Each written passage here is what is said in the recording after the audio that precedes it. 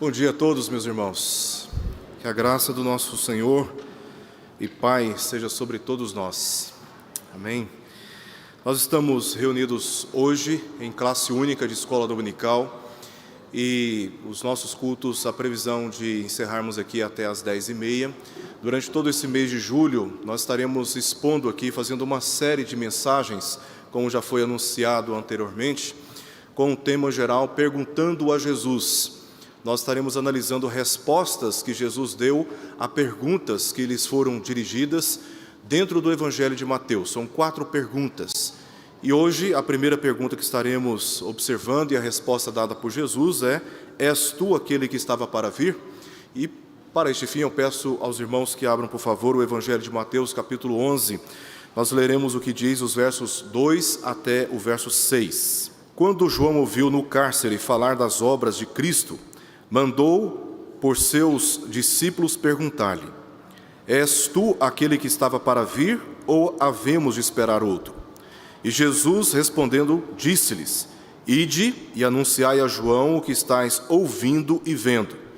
Os cegos veem, os coxos andam, os leprosos são purificados, os surdos ouvem, os mortos são ressuscitados, e aos pobres está sendo pregado o Evangelho. E bem-aventurado é aquele que não achar em mim motivo de tropeço. Oremos. Senhor, nós te exaltamos porque Tu és maravilhoso. O Senhor está acima de todos os reis, de todas as autoridades. O Senhor está acima de todas as maravilhas deste mundo. O Senhor está acima dos mais altos céus. Tu és grande, Senhor. Tu és majestoso, sublime, santíssimo, imenso. Tu és eterno. O Senhor conhece todas as coisas e nada para a Tua vontade serve de impedimento, porque o Senhor sabe e é capaz de cumprir todos os Teus propósitos. Nós nos rendemos a Ti, reconhecendo a pequenez que nós representamos como Teu povo. Somos frágeis, pecadores, imperfeitos, mas nós nos conformamos e nos confortamos na Tua presença pelas Tuas ricas misericórdias. Nós Te engrandecemos, Pai, e fazemos isso com um coração sincero. Louvado seja o Teu nome pelo Teu povo reunido aqui, por todos aqueles que, unidos com estes que se encontram aqui, estão também participando agora pela internet. Que o Senhor, através da explicação dessa palavra, alcance cada coração, promovendo edificação, promovendo confiança, promovendo fé, para que mais e mais o Teu Filho seja servido com as nossas vidas, com os nossos dons, com o nosso compromisso. Nós oramos por isso, Pai, e oramos em nome de Jesus, o nosso mediador. Amém. Meus irmãos, essa dúvida que nós encontramos aqui na experiência de João é um dos fenômenos mais conhecidos nos nossos dias. A dúvida que percorreu o coração dele tem crescido. A experiência de pessoas que antes tinham uma forte convicção a respeito de Jesus, uma forte convicção, mas que gradativamente começou a perder essa confiança. Perda esta de confiança que passou a ser refletida no desinteresse de estar, por exemplo, na casa de Deus, na comunhão dos santos, no desinteresse de buscá-lo através do conhecimento da palavra, para fortalecer ainda mais a sua fé. Perda dessa confiança refletida inclusive no hábito de orar. E assim as pessoas estão perdendo também a capacidade de darem um testemunho firme diante do mundo no qual todos nós nos encontramos. Para o mundo, Jesus foi apenas uma figura histórica, um personagem que surgiu na história, mas que foi revestido de imaginações exageradas, promovendo falsas esperanças quanto à nossa vida neste presente e também para o futuro. E porque muitos dão créditos às seduções deste mundo, principalmente quando estão sob adversidades, acabam se decepcionando com a sua fé, passando a questionar se de fato Jesus é o Senhor, se Jesus de fato é o Salvador, se Jesus de fato Ele é capaz de salvar a nossa vida da condenação eterna. E o que nós temos aqui na história de João é um exemplo de como essas dúvidas, elas entram no coração, gerando questionamentos a respeito de questões cruciais para a fé. se Jesus de fato é aquele que estavam aguardando segundo as profecias, ou se tinham que aguardar outro. Mesmo diante do verdadeiro, a dúvida era: será que nós não temos que aguardar outro? Dúvidas como estas estão presentes nos corações de muitos, de muitos. João Batista, ele foi um profeta que vivia no deserto, se vestia de pelos de camelo e se alimentava de mel silvestre, segundo o testemunho dos evangelhos. Seu ministério foi profetizado pelos profetas Isaías, também pelo profeta Malaquias, no capítulo 3, verso 1, e teve a finalidade de preparar o caminho do Senhor. Ele foi o precursor do Messias, ele foi levantado para preparar, como diz a profecia, o caminho do Senhor, e ele cumpriu este propósito. Comprometido por esta fé, João Batista esteve no deserto pregando para multidões que, confessando os seus pecados, vinham para serem batizadas com água, anunciando que Jesus, o Messias, viria após ele para batizar com o Espírito, uma referência ao ingresso no reino de Deus. Então ele pregava o Evangelho, as pessoas que criam no Evangelho vinham para serem batizadas com água, e elas faziam isso na certeza de que, por essa confissão de fé e pelo batismo, elas teriam, pela fé, esta garantia de que estariam pertencendo ao reino de Cristo.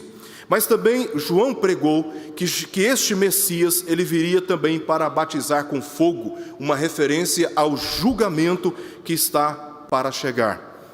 João cria no que pregava e identificou Jesus como Cristo. Ele não tinha dúvidas a respeito disso. Ele pregava e ele acreditava no que ele pregava. E nós vamos conferir aqui 3 passagens, então eu peço para que os irmãos estejam separando essa passagem aqui de Mateus capítulo 11, mas vamos conferir algumas outras passagens aqui. Vamos para o capítulo 3, versos 13 a 14. Mateus capítulo 3, versos 13 ao verso 14. Lá nós vemos o seguinte, capítulo 3 de Mateus, versos 13 a 14. Por esse tempo dirigiu-se Jesus da Galiléia para o Jordão, a fim de que João o batizasse. Ele, porém, o dissuadia, dizendo, João falando com Cristo: eu é que preciso ser batizado por ti, e tu vens a mim? João já tinha essa identificação de que aquele que estava chegando era o Cristo. Agora vamos para o Evangelho de João. Evangelho de João, capítulo 1, versos 29 ao verso 30. Capítulo 1 de João, versos 29 e verso 30. Diz assim: no dia seguinte, viu João a Jesus, que vinha para ele, e disse: eis o Cordeiro de Deus que tira o pecado do mundo. E este a favor de quem eu disse: após mim vem um varão que tem a primazia, porque já existia antes de mim. Agora o capítulo 3 de João, verso 28. Disse João: vós mesmos sois testemunhas de que vos disse: eu não sou o Cristo, mas fui enviado como seu precursor. Você lendo o capítulo, você vai perceber que João está falando de Cristo, porque os discípulos de João, observando que Jesus estava batizando, e algumas dúvidas que surgiram, procuraram João, e João então explicou a missão dele apenas como precursor de Cristo. Ele é maior do que João, que estava batizando com água. Agora voltando para o Evangelho de Mateus capítulo 11, nosso texto aqui. Então fica claro por essas passagens que João, ele pregava aquilo que ele acreditava. E ele conhecia Jesus já como aquele que era o Cristo. Ele tinha convicção de que ele era o Cristo. A Bíblia diz que ele foi preso no início do ministério de Jesus. Em Mateus capítulo 4, Marcos capítulo 1, verso 14, já no início do ministério de Jesus, ele foi preso. E foi depois da notificação de que ele tinha sido preso que Jesus rumou para a Galiléia. Então, por causa disso, João ficou privado de acompanhar Jesus de perto e de ouvir as suas palavras de vida eterna durante um bom tempo, porque ele ficou limitado apenas na prisão às notícias que ele recebia por parte dos seus discípulos. Sua dúvida foi provavelmente resultado de uma má compreensão das profecias e da sua prisão prolongada, e também da decepção por um batismo por fogo que ainda não tinha ocorrido.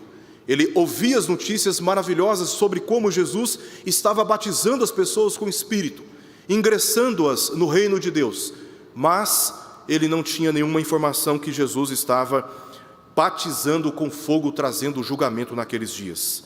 Jesus foi ungido pelo Espírito Santo, ele mesmo dá testemunha a respeito disso, que ele foi ungido pelo Espírito Santo e publicamente se identificou assim, descrito na profecia de Isaías 26, Isaías 29, Isaías 35 e especialmente Isaías 61, versos 1 ao verso 3, onde nós lemos o seguinte: o Espírito do Senhor está sobre mim, porque o Senhor me ungiu para pregar boas novas aos quebrantados, enviou-me a curar os quebrantados de coração, a proclamar libertação aos cativos e pôr em liberdade os algemados, a apregoar o ano aceitável do Senhor e o dia da vingança do nosso Deus, a consolar todos os que choram e a pôr em liberdade e a pôr sobre os que em Sião estão em luto uma coroa em vez de cinzas, óleo de alegria em vez de pranto, veste de louvor em vez de espírito angustiado, a fim de que se chamem carvalhos de justiça plantados pelo Senhor para a sua glória. Jesus, no Evangelho de Lucas, lendo esta passagem, ele confirmou que naquele dia, naquele momento, essa profecia estava sendo cumprida. Ele não apenas era aquele que estava sendo esperado, como Jesus também notificou aos seus ouvintes de que de fato ele era o Messias e que tinha sido ungido, inclusive, para proclamar libertação aos cativos e pôr em liberdade os algemados, porque João compreendia mal as profecias. Ele esperava equivocadamente sua libertação milagrosa da prisão como uma das provas messiânicas, mas isso não tinha ocorrido. Nós sabemos pela história que João na cadeia foi assassinado, ele foi decapitado.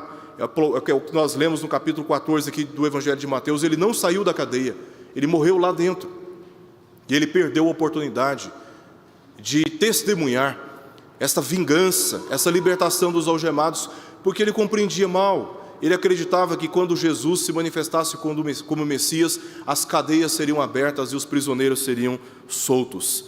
Ele ouviu sobre o cumprimento profético das obras de Cristo e de quantas multidões o seguiam, mas não estava testemunhando a libertação dos algemados, nem o chamado batismo com fogo, organizando os judeus para se levantar contra os opressores romanos e os falsos religiosos, para os julgar severamente. Para João, Jesus estava cumprindo apenas parte da profecia, não a profecia toda. Por isso ele teve dúvidas e enviou 2 dos seus discípulos, conforme lemos em Lucas capítulo 7, para perguntar a Jesus: és tu que estava para vir, ou havemos de esperar outro? Em dado momento, João estava completamente convicto de que era o Cristo, mas agora, como que João está? Em dúvidas. Se ele não tinha se enganado, se toda a pregação dele não foi equivocada, ele que no deserto pregava nas condições de um profeta, com pelo de camelo, comendo mel silvestre, será que tudo isso foi em vão? Será que tudo isso foi em cima de uma convicção falsa? Teria sido João enganado? João na cadeia, ele passou a ter dúvidas, porque ele não compreendeu corretamente as profecias. E essa dúvida foi encaminhada a Jesus, e o que veremos aqui é a resposta dada por Jesus, a qual irrefutavelmente provou que de fato ele é o Messias, ele é o Salvador. E eu quero chamar a atenção agora dos irmãos para o que dizem os versos 4 ao verso 6, onde nós temos aqui 3 questões importantes. Primeiramente, o resumo que Jesus faz do seu ministério no verso 4. Depois, as obras do Messias previstas, verso 5. E no verso 6, a dupla função do Messias. Vamos analisar esta resposta de Jesus, observando esses 3 pontos aqui, nesses 3 versos.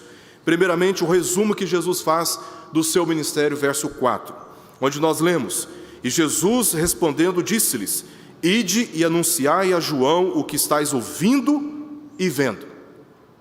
A resposta de Jesus resumiu várias profecias messiânicas, de Isaías, capítulo 26, 29, 35, como eu já citei, capítulo 61. todas relacionadas aos feitos extraordinários, no testemunho do que estava falando e as pessoas estavam vindo, e no testemunho daquilo que ele estava fazendo e as pessoas estavam vendo. Todas essas profecias estavam apontando para essas certificações daquilo que o Messias estaria falando e daquilo que o Messias estaria fazendo. Então, por isso eles estavam ouvindo e vendo, disse Jesus. Jesus está aqui comunicando-se com João, comunicando a João esta confiança de que as profecias estavam se cumprindo. E a melhor maneira para que ele tivesse o resgate dessa confiança e dessa segurança era observando o cumprimento das profecias. E Jesus resume basicamente naquilo que as pessoas estavam ouvindo e aquilo que elas estavam vendo. Ele falou e realizou todas as coisas que estavam exclusivamente reservadas para o Messias, como provas de que ele era de fato aquele que estava prometido. No Evangelho de Lucas, no capítulo 4, nos versos 16 até o verso 21, lemos que quando Jesus esteve na sinagoga em Nazaré, ele leu o texto de Isaías 61, verso 1 ao verso 2, e ali ele se identificou como o Messias, que é uma versão grega para a palavra ungido no hebraico. Messias significa ungido. E ali Jesus, lendo aquela passagem, fechando o livro de Isaías, ele disse para todos que estavam naquela sinagoga: hoje se cumpriu a escritura que acabais de ouvir. Eles sabiam que ninguém antes do Messias surgiria pregando o que Jesus estava pregando e realizando aquilo que Jesus estava realizando, de modo que tudo o que ensinou e fez serviram de provas incontestáveis do cumprimento das profecias e de que ele de fato era o ungido de Deus. Nós sabemos que a teologia dos milagres ensina que eles serviram naquele período, especialmente naquele período, como uma certificação da autoridade divina em Cristo, de modo que quando Cristo realizou tais milagres, ele estava dando provas que de fato ele era ungido de Deus e de que o poder de Deus estava sobre ele. João diz no capítulo 3, verso 2, este de noite foi ter com Jesus e lhes disse: Rabi, sabemos que és mestre vindo da parte de Deus. Nicodemos falando para ele, porque ninguém pode fazer estes sinais que tu fazes se Deus não estiver com ele. Nicodemos, que era um doutor da lei, um conhecedor das profecias, observando todos os sinais e todos os milagres que Jesus estava realizando, ele se certificou que de fato ele era o Messias, porque os milagres naquele período tiveram exatamente este propósito. Eu creio que Deus ainda hoje faz coisas extraordinárias no nosso meio, e eu já fui alvo dessa graça de Deus, de uma cura que eu recebi da parte do Senhor extraordinariamente, de um tumor que eu tinha na minha perna. Deus fez, eu posso dizer, com toda a convicção, um milagre na minha vida. Quando se tem, além de todos os tratamentos que eu fui submetido, inclusive no hospital aqui do lado, todos os tratamentos, radioterapia, e você tem o documento mostrando o tumor, e depois você tem um outro documento mostrando a ausência daquele tumor, eu tenho absoluta certeza que hoje, se nós orarmos, pela graça de Deus, segundo a vontade do Senhor, Ele pode realizar milagres, Ele pode curar pessoas. Eu acredito nisso, e quando eu oro com confiança. Eu oro com a confiança, não no milagre que pode ser realizado não, em si, não com essa confiança. Eu oro com confiança de que aquele para quem estou dirigindo as minhas orações é poderoso e é capaz de fazer coisas extraordinárias. Eu creio nisto. Dito isto, é importante ressaltarmos que os milagres que Jesus estava realizando eram milagres que tinham um propósito exclusivo de certificar que de fato ele era o Messias. Por isso que antes dele esses milagres não foram realizados, mas quando ele aparece, segundo as profecias, realizando aqueles milagres, todos tinham a certeza de que estavam diante do Messias. O Novo Testamento esclarece também que eles foram meio e não fim, e tiveram um propósito, os milagres, de direcionar a atenção para Cristo. Por isso o Novo Testamento cita os milagres muitas vezes como sinais, como placas sinalizadoras, para que as pessoas não olhem para os milagres em si, mas olhem para aquilo que os sinais, os milagres estão apontando. E hoje, infelizmente, as pessoas acreditam muito mais no milagre do que naquele que pode realizá-lo. E os sinais que são realizados no nosso meio, eu creio que eles são realizados ainda no nosso meio hoje, não de forma ordinária, como nos dias de Cristo e dos apóstolos, mas de forma extraordinária. Todos eles são realizados para que nós olhemos para Cristo.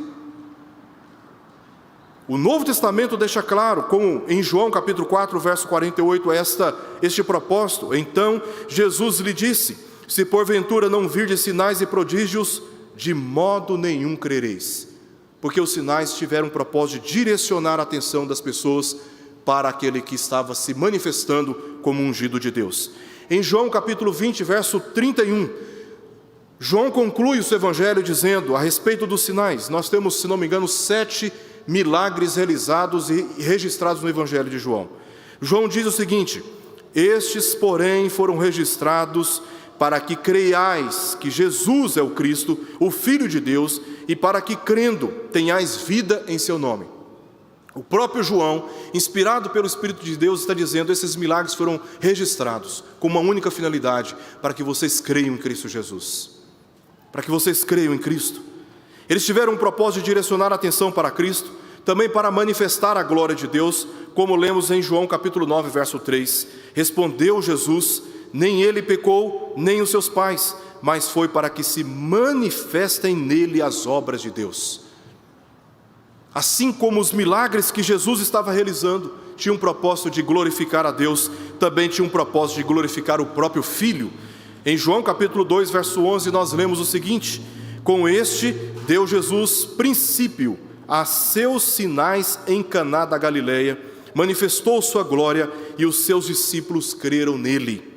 Também em João capítulo 11, verso 4, nós lemos: ao receber a notícia, disse Jesus: esta enfermidade não é para a morte, falando de Lázaro, e sim para a glória de Deus, a fim de que o Filho de Deus seja por ela, pela morte de Lázaro, glorificado, como exatamente aconteceu quando ele ressuscitou Lázaro e as pessoas ficaram maravilhadas com Jesus.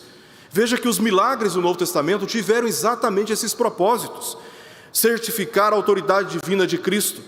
Também tiveram o propósito de direcionar a atenção para Cristo, para que as pessoas cresçam em Cristo, manifestar a glória de Deus e a glória do Filho. E Jesus está dizendo aos discípulos de João, para que fossem até ele, dizendo: olha, vão até ele e diga o que vocês estão ouvindo e o que vocês estão vendo, certificando que de fato ele era o Messias. A segunda parte, verso 5, aqui Jesus ele lista as obras do Messias. E ele listou aqui 6 obras físicas, 6 milagres que foram realizados do ponto físico, natural, mas que também tiveram implicações sobrenaturais, espirituais, para testemunho de João que estava preso. Primeira coisa que Jesus diz aqui é: os cegos veem. Os cegos veem. Jesus estava devolvendo a visão aos cegos do ponto de vista físico, mas também do ponto de vista espiritual. As pessoas estavam conhecendo a Deus de uma maneira muito mais abrangente, profunda e coerente com as Escrituras Sagradas. Os coxos andam. Também aqueles que tinham deficiências, que tinham limitações físicas, eles estavam fisicamente sendo curados. Aquilo que para a ciência era impossível de ser realizado, Jesus estava trazendo resposta. Do ponto de vista espiritual, os mancos, aqueles que não poderiam andar, caminhar, servir a Deus, agora andam e servem a Deus. Os leprosos são purificados. Uma doença considerada incurável e que marginalizava os doentes, colocados fora da cidade, fora da vida social, Jesus estava purificando. E essa palavra é interessante, porque poderia ser dito que os leprosos estavam sendo sarados ou curados, mas os leprosos que eram privados da comunhão religiosa, litúrgica, a purificação, que tinham uma compreensão religiosa também de mácula, de impureza. E ao curar os leprosos de uma enfermidade física, eles estavam sendo reintegrados à vida religiosa e ao culto a Deus. Agora, do ponto de vista espiritual, os leprosos estavam sendo aceitos por Deus. Isso é um milagre da salvação. Também os surdos ouvem. Jesus, do ponto de vista físico, estava devolvendo a audição àqueles que eram surdos. Do ponto de vista espiritual, eles agora estavam ouvindo a palavra de Deus. Os mortos são ressuscitados. Quinto na lista dos milagres messiânicos, os sinais messiânicos que Jesus estava realizando. Do ponto de vista espiritual, Jesus estava dando vida àqueles que espiritualmente estavam mortos. E por fim, aos pobres está sendo pregado o Evangelho. Aqueles que eram desprezados, discriminados, marginalizados, agora estavam sendo alvos também da graça de Deus, e a salvação estava alcançando os pobres de espírito, conforme lemos também em Mateus capítulo 5, verso 3. Como de uma forma abrangente Jesus está dando provas, bastava Jesus deu aqui 6 certificações de que de fato ele era o Messias. Jesus, portanto, afirmou ser o vindouro, que cumpre as expectativas messiânicas, o único e verdadeiro ungido de Deus, que veio satisfazer a justiça de Deus no lugar do homem. Mas observemos um detalhe nessa lista que Jesus contou. Ele enfatizou o seu ministério pessoal, e não o seu ministério político. Ele omitiu as frases de Isaías capítulo 61, verso 1, que poderiam ser interpretadas com sentido político: a proclamar a libertação aos cativos e a pôr em liberdade os algemados. Intencionalmente, Jesus omitiu essa parte aqui na sua lista. Ele desviou a atenção de João do conceito errado do Messias para o conceito verdadeiro. Como Messias, estava no poder do Espírito, proclamando a libertação das pessoas que se encontravam cativadas pelo poder do pecado, e por ele, numa metáfora, estava dando liberdade sim aos algemados. Não estava mobilizando as pessoas para a libertação política de Israel do cativeiro romano. Esta noção equivocada gerou uma falsa esperança, inclusive no coração de João Batista, que se encontrava fortemente enraizada na cosmovisão judaica. No período interbíblico, houve uma forte revolta judaica, no período do Seleucida. Essa revolta aconteceu entre 167 a.C. até o ano 160, e foi dirigida por um grupo de judeus radicais chamado Macabeus. Os que conhecem um pouco de história sabem como esta guerra ela foi extremamente marcante pela violência e também pelos resultados parcialmente satisfatórios e provisórios, pois o Império Romano conquistou a Palestina e impôs um regime de opressão e profanação. Eles tiveram parcialmente resultado na guerra dos Macabeus, na revolta dos judeus radicais contra o Império Helenístico. Mas não demorou muito até que os romanos tomaram conta da Palestina e passaram a oprimir novamente os judeus. Havia, portanto, uma expectativa de que o Messias seria aquele que traria uma libertação definitiva e estabeleceria a justiça contra os seus inimigos. Se houve uma revolta, um levante contra os opressores e parcialmente uma resposta positiva a tudo o que aconteceu, a expectativa messiânica, segundo a compreensão equivocada dos judeus a respeito das profecias, é que ele viria e traria uma libertação definitiva e estabeleceria justiça contra os seus inimigos. João Batista, ele carregava esta noção limitada sobre Jesus, e a sua dúvida era, portanto, resultado de uma má compreensão das profecias, porque ele, Jesus, não seria mais um rei sobre a terra. Ele seria o Rei dos Reis e o Senhor dos Senhores. Então a compreensão política a respeito deste que viria para cumprir propósitos libertadores da opressão dos romanos era uma visão, uma noção muito limitada a respeito de quem Jesus é. E isso nos leva para o último verso, o verso 6, onde Jesus aqui responde à missão dupla do Messias. Ele diz no verso 6: e bem-aventurado é aquele que não achar em mim motivo de tropeço. Aqui Jesus faz referência direta da bênção dispensada sobre os que nele creem e indiretamente do julgamento que virá contra os incrédulos. Felizes são aqueles que não encontram em mim motivo de tropeço. Indiretamente, ele está fazendo menção do batismo com fogo sobre aqueles que encontram nele motivo para tropeço. João estava na prisão injustamente, porque pregou a verdade e incomodou os interesses pecaminosos e do profano rei Herodes, que estava no palácio. João Batista pregou para Herodes, condenando a atitude dele ter relações sexuais com a sua cunhada. E Herodes, enfurecido, mas temendo o povo, o colocou na cadeia, e ele estava ali aprisionado.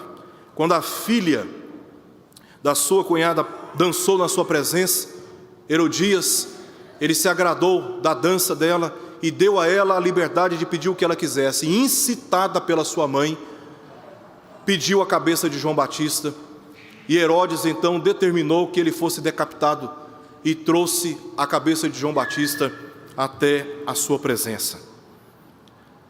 A confiança de João deveria estar em Jesus e na missão que recebeu como Messias. João Batista estava preso injustamente, enquanto Herodes estava no palácio. Parece que a missão do Messias, de fato, estava falhando, porque os injustos, os opressores, estavam se mantendo no conforto, prosperando nas suas injustiças. Eles estavam confiantes na impunidade, e João Batista deveria estar muito mais confiante na missão de Jesus, muito mais confiante na missão de Jesus, segundo a interpretação correta das profecias. Na primeira vinda de Jesus, ele veio cumprir a missão de batizar com o Espírito, consumando a salvação dos que nele creem, através do seu sacrifício justificador, sepultamento e ressurreição. É isso que Paulo diz em Romanos capítulo 6, verso 4. Essa é a primeira parte da missão do Messias. Na sua primeira vinda, ele veio trazer a salvação. Ele veio trazer a graça da salvação a todos que nele creem. Na segunda vinda, virá para cumprir a missão de batizar com fogo, trazendo julgamento contra todos os incrédulos. O que João pregava foi exatamente isso. Ele vos batizará com o Espírito Santo e com fogo, segundo lemos no verso 11 do capítulo 3 de Mateus. E ele estava certo na sua pregação, mas a sua compreensão estava errada. Ele pensava que tudo ocorreria no mesmo tempo, enquanto se trata de tempos diferentes, presente e também futuro. A missão do Messias, segundo a profecia, tem relação com tempos diferentes. Este é o tempo onde todo aquele que invocar o nome do Senhor será salvo. Este é o tempo no qual, se invocarmos o nome do Senhor, seremos salvos. Esse é o tempo da oportunidade. Para aqueles que ainda não confessaram a Jesus Cristo e me ouvem neste momento, este é o tempo para invocar o nome do Senhor. E bem-aventurado é aquele que não encontrar em Cristo motivo de tropeço, porque a bênção de Deus repousa sobre aqueles que o invocam. Mas vem o tempo de juízo contra todos os incrédulos, assim como pré-anunciado por Jesus em Mateus capítulo 11, versos 20 a 24, que está diante de nós, onde ele descreve aqui as cidades galileias de Corazim, Betsaida e Cafarnaum. Jesus está indicando o que vai acontecer com aqueles que são incrédulos, que não invocam o nome de Cristo, que não creem nele. E diz no verso 21, ai de ti, Corazim, ai de ti, Betsaida, porque se em Tiro e em Sidom, cidades da Fenícia, se tivessem operado os milagres que em vós se fizessem, porque tiveram o propósito de apontar para Cristo, há muito que elas se teriam arrependido com pano de saco e cinza. E contudo vos digo, no dia do juízo haverá menos rigor para Tiro e Sidom do que para vós outras. Tu, Cafarnaum, elevar-te-á porventura até o céu? Descerá até o inferno? Porque se em Sodoma se tivessem operado os milagres que em ti se fizeram, teria ela permanecido até o dia de hoje. Digo-vos, porém, que menos rigor haverá no dia do juízo para com a terra de Sodoma do que para contigo. Jesus está aqui anunciando que vem o tempo no qual ele batizará com fogo, trazendo julgamento contra os incrédulos. E essa não era a compreensão de João Batista. Ele esperava que na manifestação do Messias tudo ia acontecer ao mesmo tempo. O que ele pregava estava certo, mas a sua compreensão não estava certa. Eu quero terminar, meus irmãos, trazendo duas considerações aqui para todos nós a respeito dessas respostas que Jesus deu a João Batista, servo dele, que estava preso, mas com dúvidas. Primeira coisa que eu quero destacar aqui é que há lugar para dúvidas naqueles que têm fé. Há lugar para dúvidas para aqueles que verdadeiramente creem em Cristo. Nem sempre a dúvida é sinônimo de incredulidade, mas de necessidade de compreensão e de confiança. Por isso, dúvidas entre nós é algo previsível. Há dúvidas que são necessárias e que são naturais. Um dos aspectos bíblicos da fé é que ela é racional e não ignorante. A fé, quero dar ênfase, não é um salto no escuro. A fé é racional. O apóstolo Paulo disse aos crentes de Roma, no capítulo 10, versos 13 ao verso 14, o seguinte: todo aquele que invocar o nome do Senhor será salvo. Como, porém, invocarão aquele em que não creram? E como crerão naquele de que nada ouviram? E como ouvirão se não há quem pregue? No verso 17 ele diz: e assim a fé vem pela pregação, e a pregação pela palavra de Cristo. A fé não é resultado da ignorância, mas do conhecimento da verdade. A fé é uma dádiva de Deus mediante a palavra de Cristo e a devida compreensão dela. A fé não se baseia e não se sustenta no desconhecido. A fé é sustentada por aquilo que conhecemos segundo a palavra de Cristo, diz o apóstolo Paulo. João, por um tempo, não compreendeu adequadamente as profecias messiânicas, mas Cristo lhe deu a compreensão correta, assim como muitos de nós podemos ter dúvidas, mas temos a oportunidade de encontrar na palavra de Deus as respostas que tanto necessitamos. É por isso que prezamos pelo ouvir a palavra, porque ouvindo a palavra, compreendendo a palavra, dúvidas são dirimidas, e assim fortalecemos a nossa fé, e assim fortalecemos a nossa confiança. João não achou em Cristo pedra de tropeço, mas expressou dúvidas. Depois da resposta, obteve um entendimento mais sólido ainda sobre em quem cria. Porque depois dessa resposta de Cristo, João certamente morreu muito mais confiante, porque sua dúvida ela foi respondida pelo próprio Cristo. Ao invés de repreendê-lo por causa dessa dúvida, Jesus ofereceu a bênção: bem-aventurado é aquele que não achar em mim motivo de tropeço. Assim, nos abençoa quando permanecemos fiéis em face de orações que parecem não ser respondidas, ou de esperanças que não foram realizadas. São nestes momentos, à semelhança de João, que mais experimentamos dúvidas perturbadoras, porque oramos, e parece que Deus não está ouvindo a nossa oração. Nós geramos expectativas muito grandes. Eu me lembro, voltando aqui à história do tumor que eu tinha na minha perna, quando fui diagnosticado, fui criado numa igreja muito conservadora, e eu nunca tinha ouvido falar que Deus operava curas. Não ouvia isso, porque não era um assunto muito bem aceito na igreja na qual eu participava da minha infância, de que Deus fazia curas. Isso era coisa de crentes fanáticos, né? Mas um dia um pastor que esteve nessa igreja, ele resolveu falar sobre o assunto.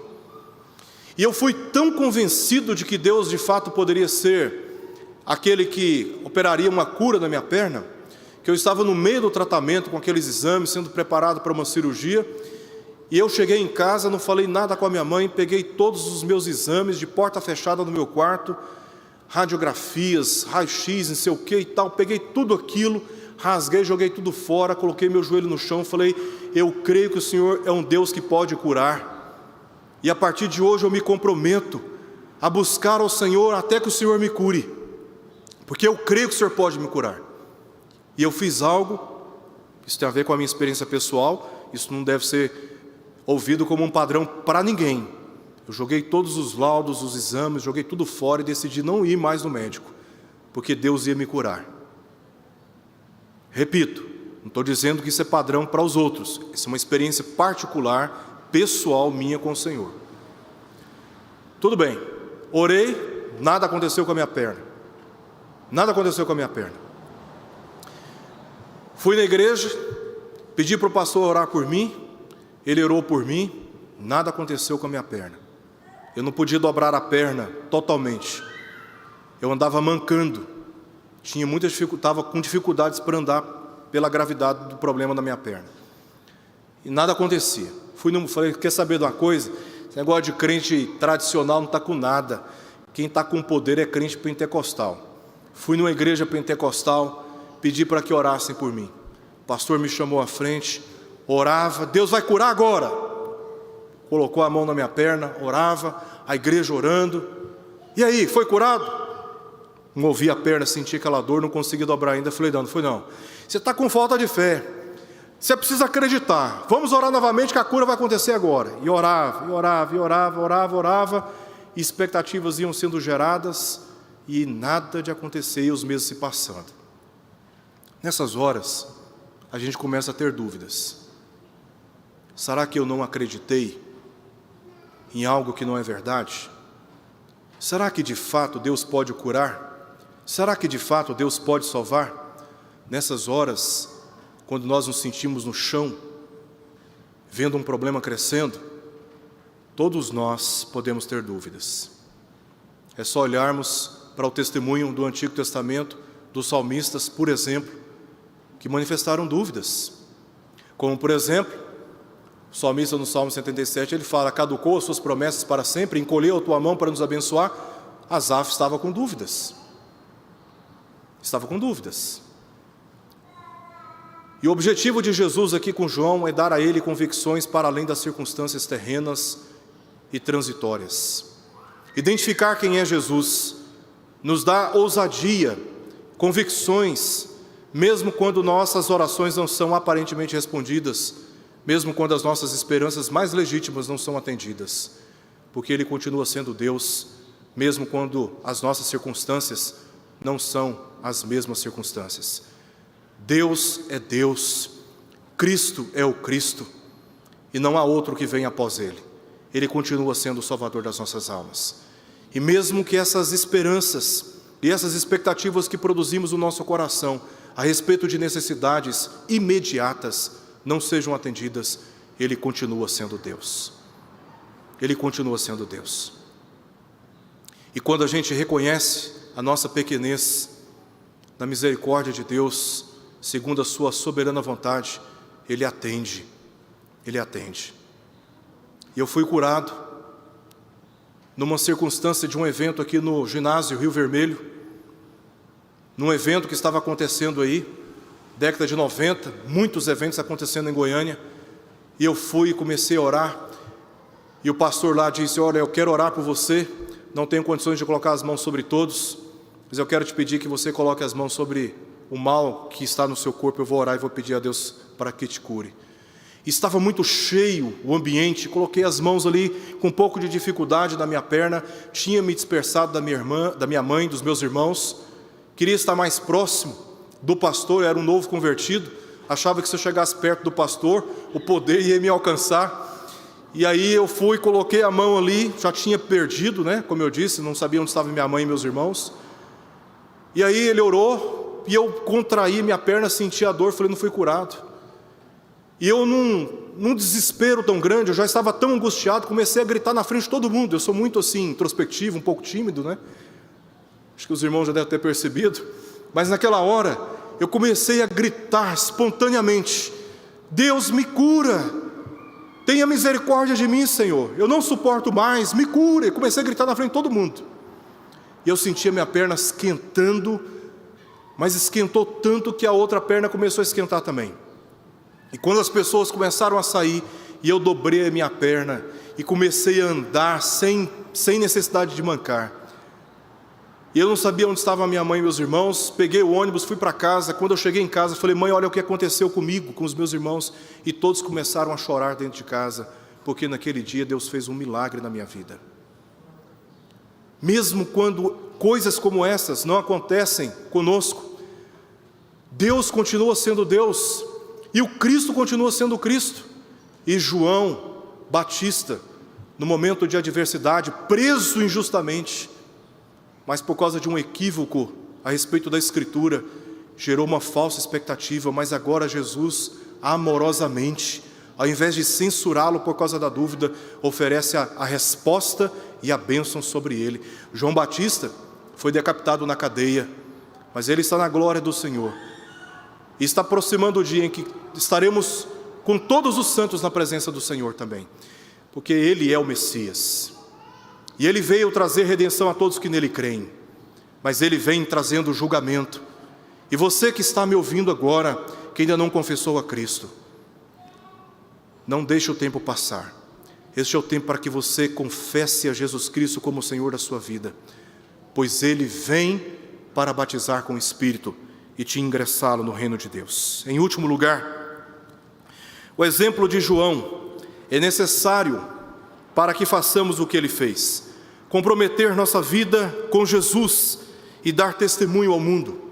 João Batista, antes de conhecer a Cristo, ele já pregava que Cristo viria, e fez isso com convicção, assim como nós, nesta dispensação do tempo, temos no exemplo de João o estímulo para que preguemos a Cristo com convicção, com certeza de fé, de que Ele vem. Não vem outro, vem aquele que já é conhecido pelas Escrituras. Também precisamos buscar respostas bíblicas para questões que nós não entendemos. Podemos ter dúvidas, mas temos a oportunidade hoje de estudarmos as Escrituras, de recorrermos à palavra de Deus, que é a verdade, e dirimirmos todas as nossas dúvidas. Não permitir que perguntas abalem a nossa fé, quando sabemos que Jesus é a verdade. Jesus é a verdade de Deus. Não deixe que as dúvidas desanimem o seu coração. Não deixe que as dúvidas e as decepções com as pessoas te tirem da igreja, te tirem de ler a palavra, te tirem o ânimo de buscar a Deus em oração, te tirem a motivação de servir a Deus, tirem do seu coração a alegria de dispor a sua vida para servir ao Senhor. Não deixe que as dúvidas te afastem do Senhor, quando você tem a palavra na qual você tem oportunidade de conhecer a verdade. João acreditou na Escritura e esperou pela primeira vinda do Messias. Olhando para o exemplo de João Batista, devemos acreditar nas Escrituras e esperar pela sua segunda vinda. Ele vem, Jesus está vindo, Jesus está para voltar, e temos que acreditar nas Sagradas Escrituras e com confiança aguardar sobriamente a manifestação da sua vinda. O questionamento de João começou quando estava na prisão enfrentando um julgamento injusto. Provações severas costumam ser uma grande prova para a nossa fé. Por isso, na maioria das vezes, é tão difícil entender e aceitar nossos sofrimentos. Especialmente nestes momentos, precisamos nos aproximar de Cristo, não nos afastar da comunhão dos santos. Enquanto meditamos no futuro, quando Jesus retornar, o nosso coração se alegra, mas quando meditamos no presente, nos angustiamos. Olhando para a frente, maravilha, vem bênção, mas quando a gente para olhar os nossos dias, nós ficamos até desanimados. Isso ocorre porque esses dias são maus. Por isso precisamos aprender a andar no presente, com os nossos olhos para o futuro, porque a nossa única esperança está em Jesus. Ele é a esperança de salvação a todos os que o buscam, e bem-aventurado é aquele que não achar nele motivo de tropeço. Oremos. Senhor Deus, obrigado pela Tua palavra, Senhor, e pelas respostas que ela traz ao nosso coração. Queremos exaltar-te por quem Tu és e pelas promessas que nos alcançam através da revelação bíblica. Nós aguardamos a manifestação da vinda do Teu Filho, e até esse dia, fortaleça a nossa fé, dando-nos, ó Deus, conhecimento da Tua palavra e a motivação certa para atendê-la no nosso dia a dia. Oramos agradecidos por tudo e fazemos isso em nome de Jesus. Amém.